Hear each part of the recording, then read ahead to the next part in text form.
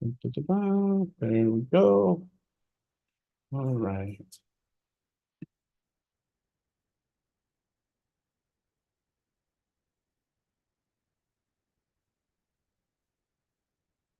All right. So the first thing that we should talk about with adolescence is it's difficult to assess when adolescence begins and ends. If you remember, when we talked about puberty, for example, puberty is actually a 3 to 7 year event that occurs in the human body. And so, does it start at the beginning of puberty? Does it begin with, for example, menstruation in females? Or does it begin in the 17 at 17 when we've completely gone through puberty? And that tends to be kind of the question of the beginning. Um, in general, it's a kind of a rule of thumb is that we say that adolescence begins after the first menstruation or the first in the when the male's gonads have been enlarged. Okay, so that tends to be kind of the break, which is around age of 9 to about 11 in our culture. A little older if you more rural you live. So that tends to be the time we say it begins, but there's this concept of tweens that look very close to teens and those types of things. So it is a little bit subjective about when it begins. Okay. It's also difficult to determine when it ends. So, for example, when you turn 18, you have the adult right to vote and be in the military. And then at 21, you're able to purchase alcohol and do adult drinking, quote unquote. And so on the legal basis, it's 18, 21, but when we talk about this, the difficult part is we also have to take culture into account. So, for example, here in the United States, on the sociology level, we define early adulthood or going into early adulthood when the individual can live independently, take care of themselves, and be self-sufficient. So that's kind of our Western culture definition of the end of adolescence and beginning of young adulthood. And when we look at this, though, from a gender perspective, for example, on average, and I say that with caution because there's lots of variation in these numbers, the average age, irregardless of gender, is 27. But for females, the average age is 21, and the average age for men is 34. So, um, so and so this is kind of while is the sociological cultural aspect correct or incorrect of when adolescence ends. Uh, and the reason why I bring that up is I know a gentleman who is at the age of 54, has not ever been able to live on his own. He's lived with his parents for 54 years. He hasn't been able to hold down a job. He's financially dependent upon the parents. And so would we argue or would someone, but here's the issue with him. He does have children. He has a live-in girlfriend. Um, but it's the girlfriend that provides for the children. So the question, and I do have to say this, there's nothing psychologically wrong with the person. He's not developmentally delayed, doesn't have a cognitive disorder or a disorder that requires continued care. So would we argue that at the age of 54, that individual is still going through adolescence? So this is the where maybe the idea of the sociological cultural definition kind of starts to break down. Is would we really consider that individual? Would we consider him middle-aged going into late adulthood, or would we still consider him in his adolescence years? Okay. I have personal opinions on that, but that's not the purpose of this class. It's just an example.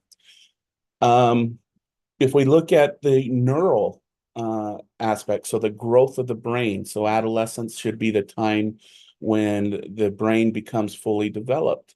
Again, speaking in our Western culture where it's been measured, the frontal cortex that allows us to have higher thinking, better decision-making skills doesn't fully develop until around the age of 26. Okay. If we take the psychological perspective, we say that adolescence into young adulthood is when an individual is able to withhold instant gratification in order to take care of obligations such as bills and rent and car payments and those types of things. And again, we see this in around age 26, 27. It does kind of match the sociological aspect of women 21, men 34.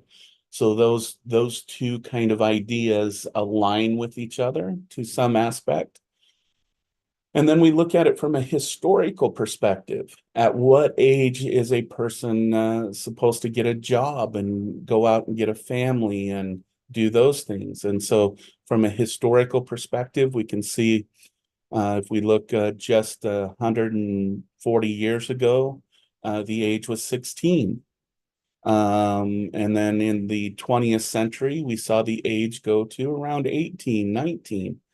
Today, the average age is around, again, that 26, 27-year-old mark was when most individuals are starting to get married and starting their lives and their family lives. So all of these questions, but we also know there's a great variation in that as well. So my point being is that we loosely define adolescence from the time of menstruation in females, I'll use females, menstruation in females to about the age of 21. And then the person is supposed to be out on college and doing those things. And so we say 21 is more of the young adult years. But I do want everyone to understand that the way we can define these things can adjust those ages greatly. So so I just wanted to bring up the difficulties because for a lot of theorists right now, they're actually starting to combine adolescence with young adulthood. So they're arguing that yes, young adulthood starts around 21, but we still are carrying over some of our adolescent behaviors for much longer periods. So it's more of an overlapping idea rather than just one breaking point going into the next. So okay, so that is kind of that discussion from this point. Okay. Hmm. Um,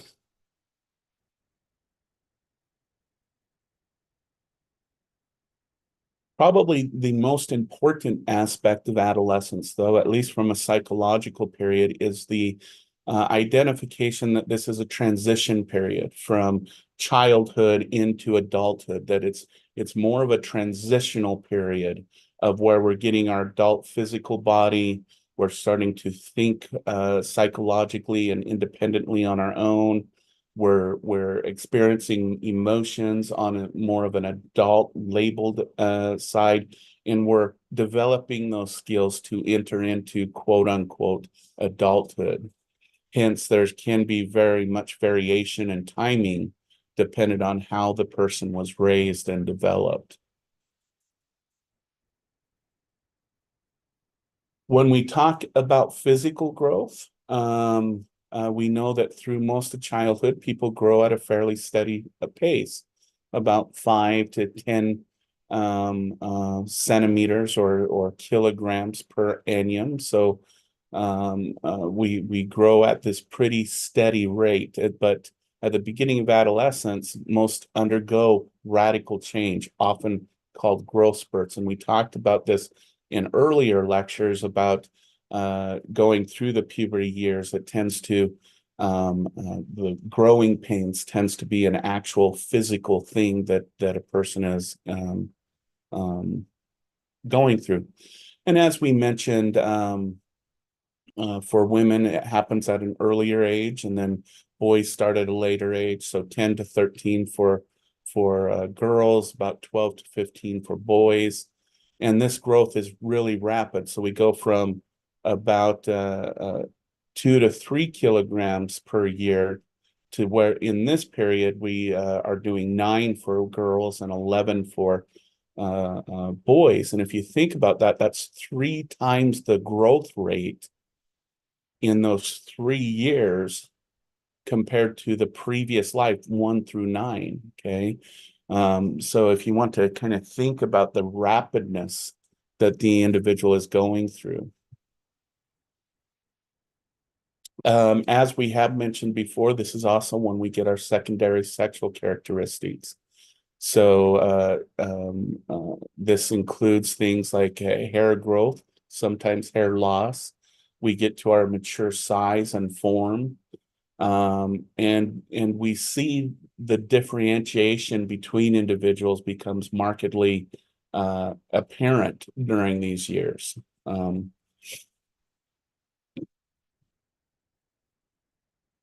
So again, when we look at males, we see the beginning of facial hair, hair on the chest, hair in the pubic area. We see the growth of the gonads, and lengthening of the penis, and those types of things as this figure represents. Okay. And then the development chains are also important for psychological perspectives, because they affect a young person's sense of self and relations with others. And this is where that identity development is really occurring.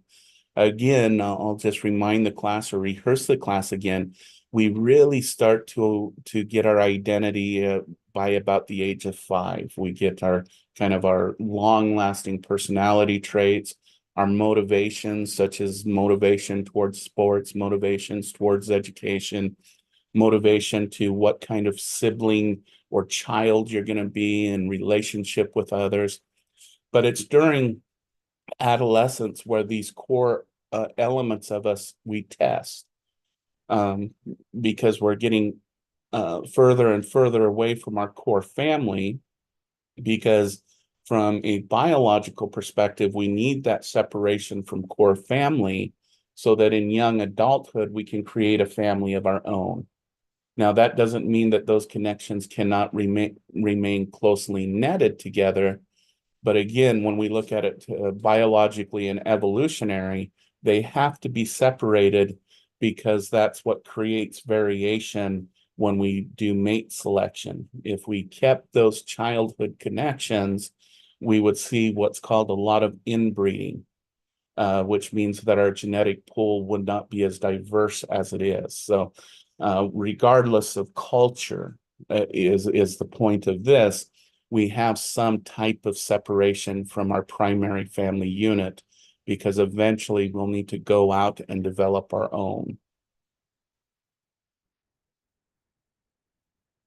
So, and just as this says there, we also need to note that variation paces of development leads to complex outcome. In some respects, those who mature early have somewhat of an advantage. The way they're treated, they're as more adult-like.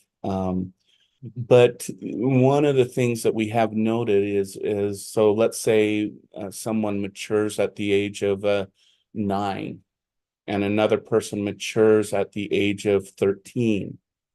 By about this age of about 22, those two will be at about the same maturity level. So while during adolescence, the early maturing individual tends to be treated more adult-like, we see that by about the age of 22, those differences have been eliminated. Okay. And again, we also need to talk about the gender differences because again, this is culturally bound, and I'll say this quickly. Boys who develop quicker at a younger age tend to be considered kind of the studs, the popular ones. Oh, look, he already has facial hair at the age of 10 or 11. He's a man now. Those kinds of things. And we tend to see the opposite for girls. Girls who start developing breasts at a younger age, for example, tend to get more negative attention for that development. Again, from a biological perspective, and I think this is very unfortunate. But for example, in the Mexican culture, the earlier you start to develop, it's a sign that you are more sexual or you're more promiscuous than girls who develop at a later age. It's the term that has been used is this person has a strong nature. And so we see a difference between early development of boys and girls, and it tends to be culturally bound. Not all cultures see boys developing early as a good sign.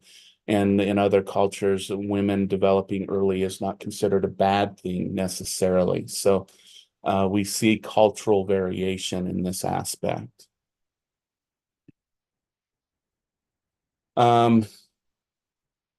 But there is a point for both boys and girls that if you don't start maturing at a certain age or a certain time, it can create insecurities.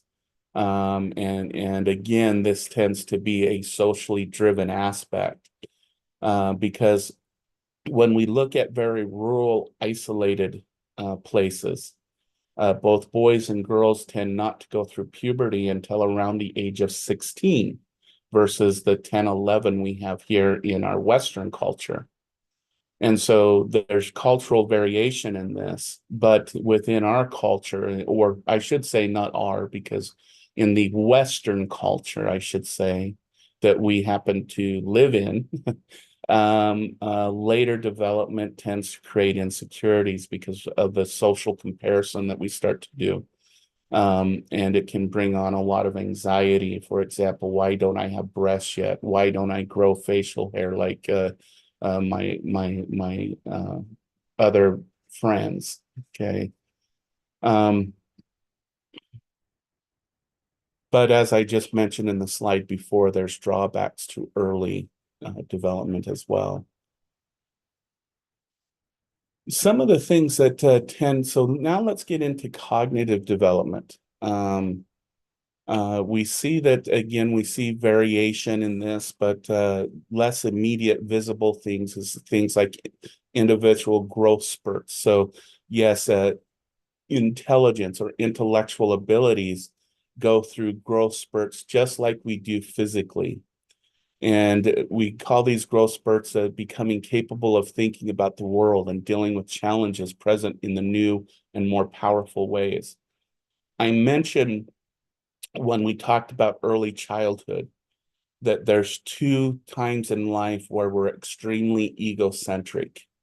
One is in early childhood, and the second is in adolescence. And we find that the transition from adolescence to example young adulthood or later adolescence is when the individual stops thinking egocentrically and starts thinking about the world as a whole, what's going on in the world, becoming concerned with, for example, global warming, politics, what's going on in the community. And we start to think about it in more powerful and complex ways. Okay. And so we see these kind of come in spurts throughout adolescence. We start with this extreme egocentrism, and then we go through a spurt and we think a little bit different. And then there's some time that goes by and we have another growth spurt in this area and the like. So, and some have associated this with the development of the frontal cortex and the prefrontal cortex to be specific, because we note that it starts to develop shortly during puberty, and we start to see that part develop. But as I mentioned, it doesn't come fully developed on average until around the age of about 26.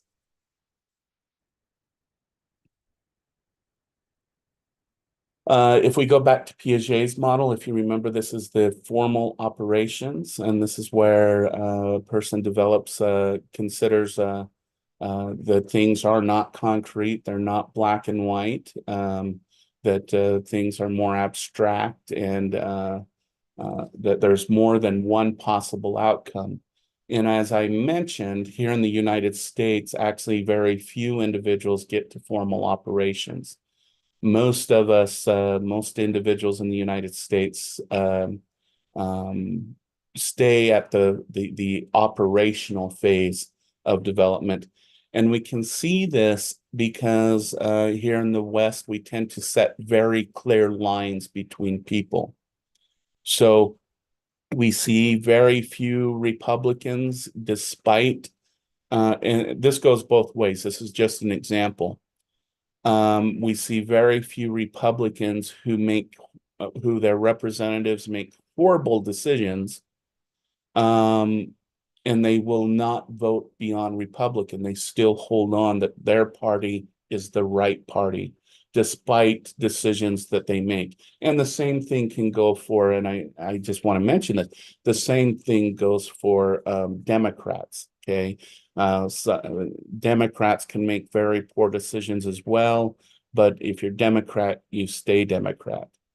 Now, we do see people change through adolescence. Mainly, we see people change. For example, if your parents were longtime Republicans, sometime in adolescence, when you start to think about the world as a whole, you can transition over to being a Democrat, but you still see very solid lines between them.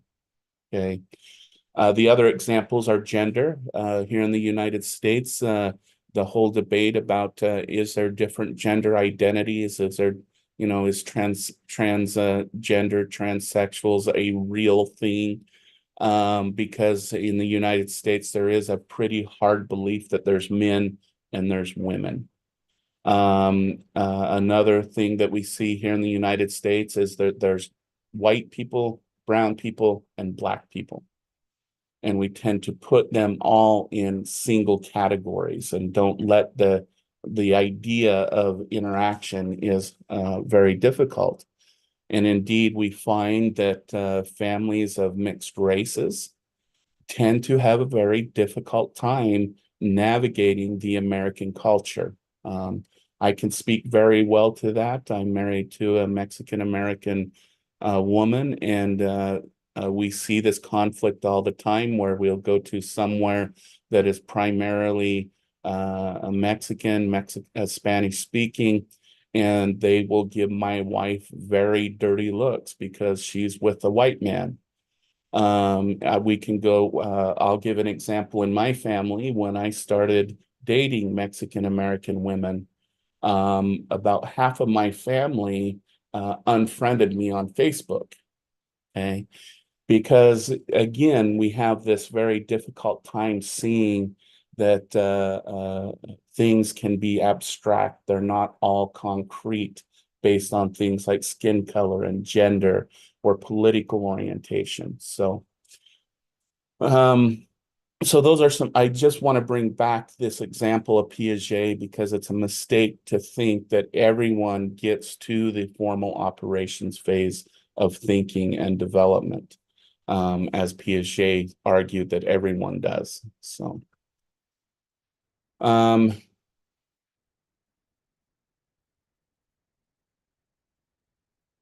going to skip this because that's not actually how it's measured today. Okay.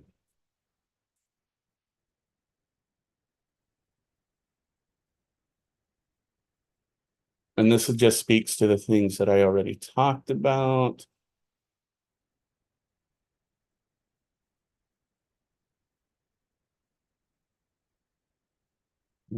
Talked about that. Okay, let's talk about social development because I kind of summarized all of those slides that we just went through. I summarized in that one that we just did.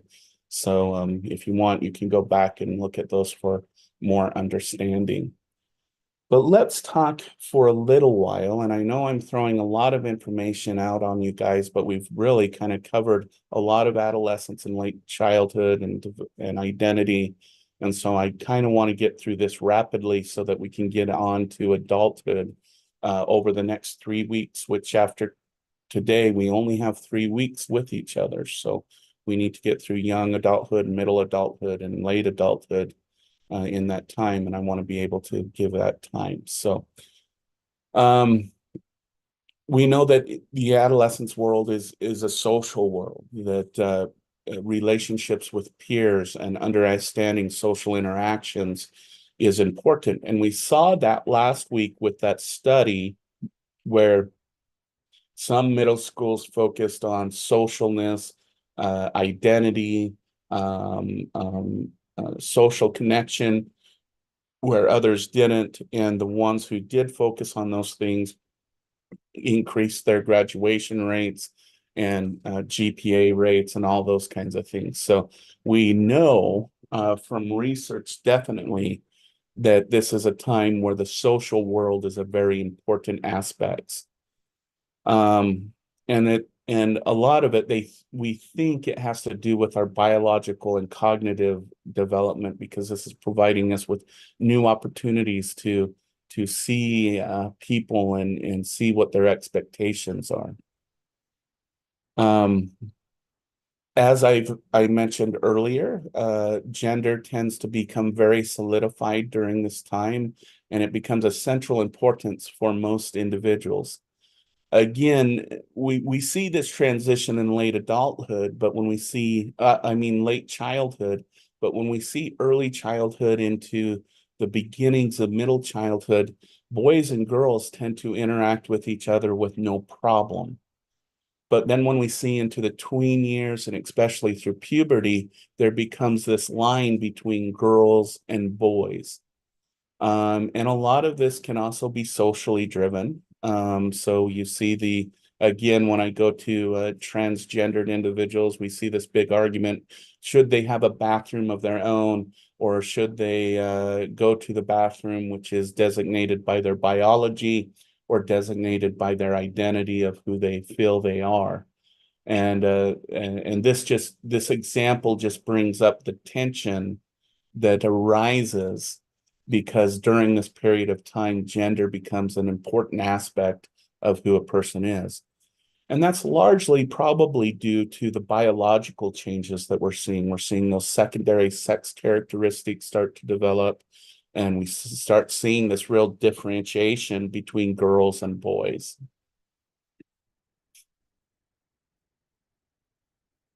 And as I just mentioned, this is just a summary of what we just talked about. Again, during childhood, cross-sex interests tend to be tolerated, but in adolescence, parents and peers tend to provide stronger messages about acceptable and unacceptable behaviors. And as I mentioned too, it's not a single gender issue. We find that boys and fathers reinforce the female gender and becoming female and different from males.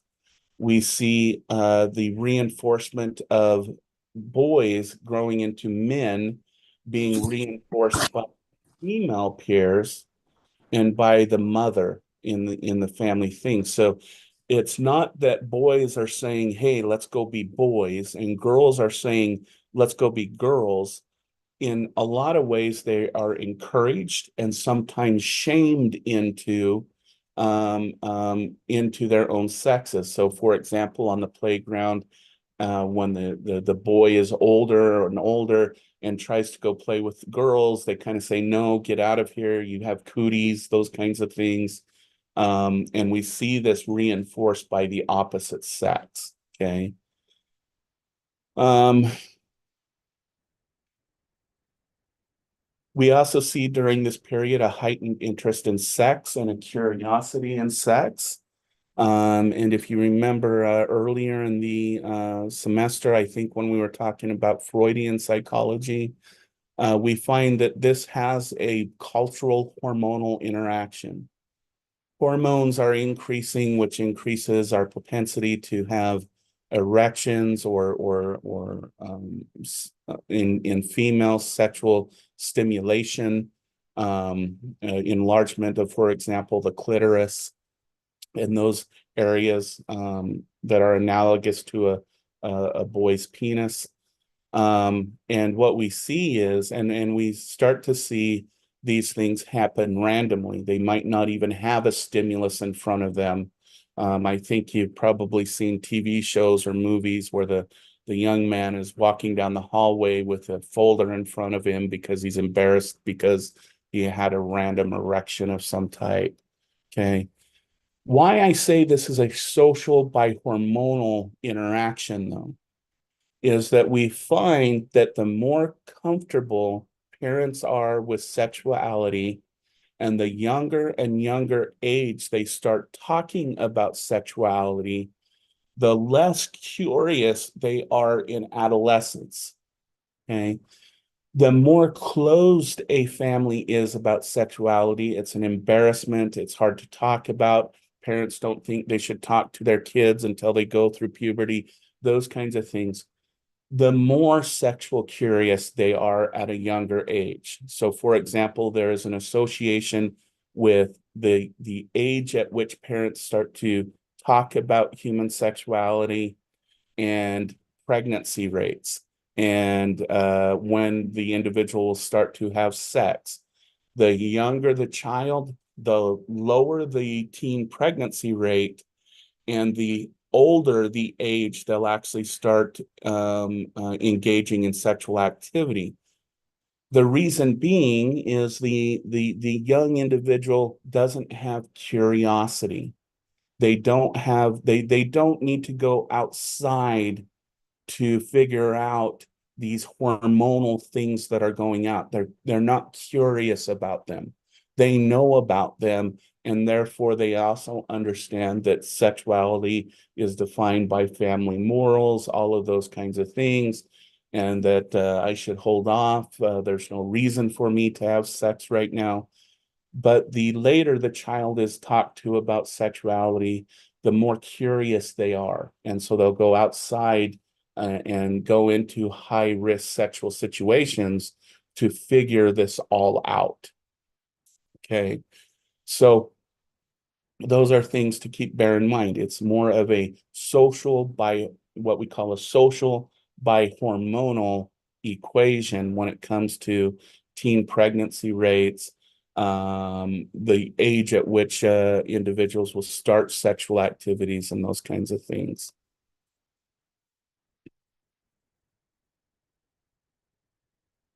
We also know that um, uh, adolescents become interested in their adult appearance. And this is again starting the narrowing of the gender pathways. And this also increases interest in sex. So again, this is one of those associations that we see as well is again the later a parent is talks about sex. So this is a family system issue. The earlier the individual wants to take on adult appearance, meaning putting on makeup and dressing provocative in a lot of ways. And this in itself can increase sexual interest.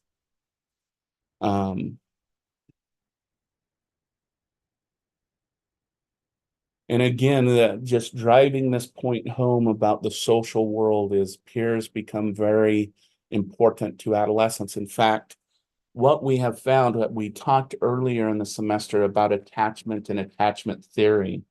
And I said it's not a direct association between early childhood attachment and adult attachment. Because what we have found is the attachment style the adolescence has with their peers, not with their family, determines the attachment style they'll have in their first adult relationships. And then, of course, those can change dependent upon those relationships.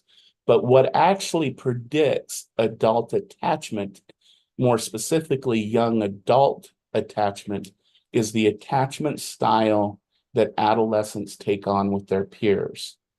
Okay. And again, this also reinforces that development of their sense of identity through group affiliation, as we talked about last Thursday.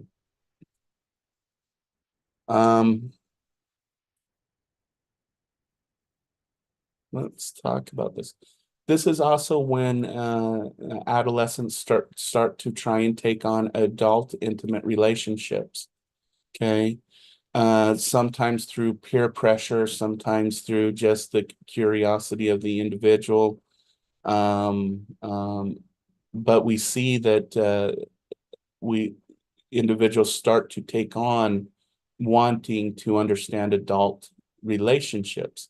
And this can mean that these relationships can be very intense.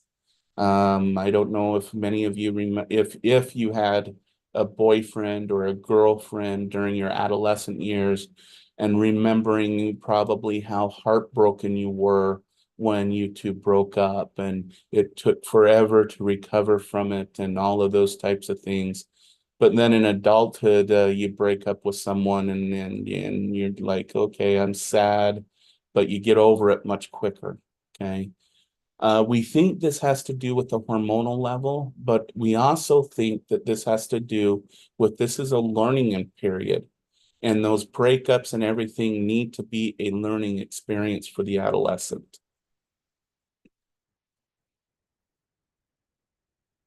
Okay, we talked about that. Talked about that. We talked about that.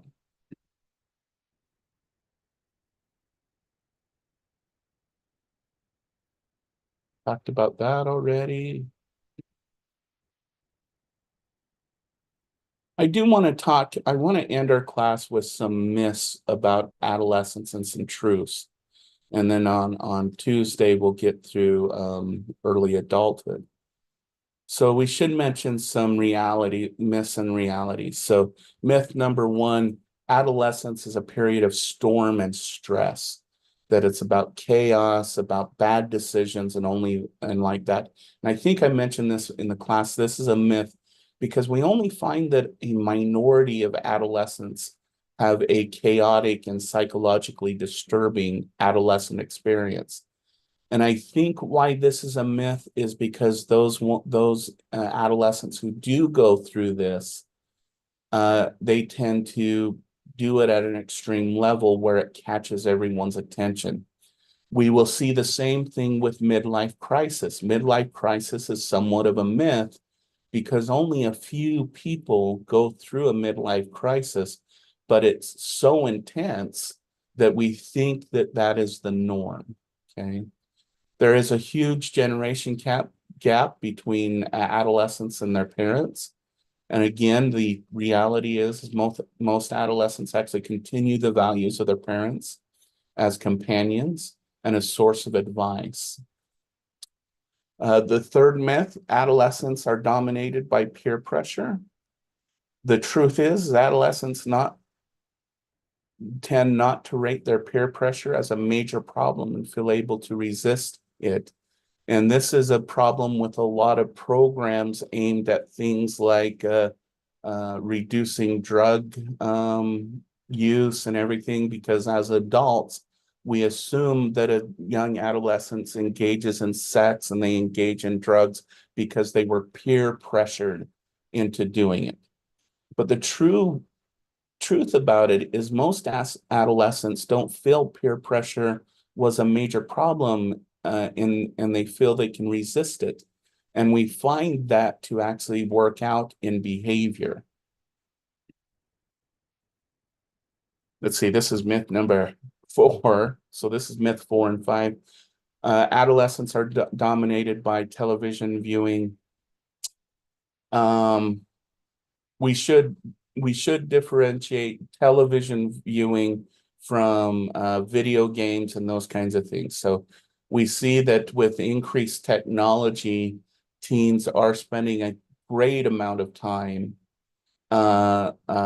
with gaming and those types of areas. So, but when we look at television, it's in and of itself, we see that adolescents actually spend less time in front of a television than other age groups. And I feel like this myth should probably be taken away. Because while we still see it, the question is there a difference between, for example, television viewing and gaming? Yes, there's more interaction in gaming. You can connect with friends and you're doing something active, but you're still kind of doing that same mindless task, as you would say. Adolescents are irresponsible. Truth is that adolescents undertake substantial responsibilities in home, school, and at work. I don't know how many stories that I've heard about work. In my personal life, I started to work at the age of 10. I remember that because I had to have a milk carton in front of a cash register to ring people up.